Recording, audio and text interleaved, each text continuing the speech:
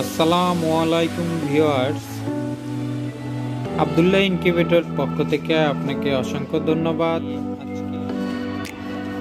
STC 1000 মডেলের কন্ট্রোলারটি temperature controller, এটা একটি নতুন কন্ট্রোলার।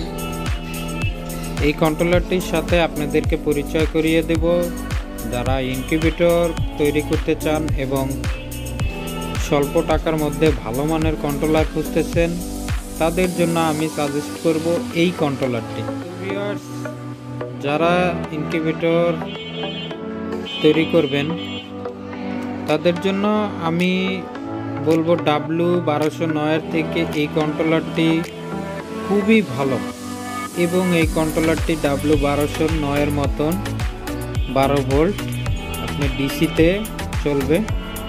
এই কন্ট্রোলারটি এসিও হয় এবং 24 ভোল্টের হয়, কিন্তু আমরা যে কন্ট্রোলারটি দিচ্ছি এটা হচ্ছে ডিসি 12 ভোল্ট।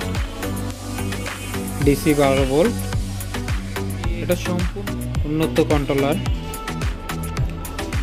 এখানে কন্ট্রোলারটিতে একটি ডিসপ্লে থাকবে, যে ডিসপ্লেতে আপনার টেম্পারেচার শো করবে এবং কন্ট্রোলারটিতে আরেকটি সুবিধা, কালেকশন করার জন্য খুবই ইজি থাকবে। আপনার ব্যাটারির লাইন দেওয়ার জন্য বা আপনার ডিসি লাইন দেওয়ার জন্য যে কোনো চার্জার দিয়ে এখানে এই দুটি পোর্ট দিয়ে আপনি কালেকশন করতে পারবেন।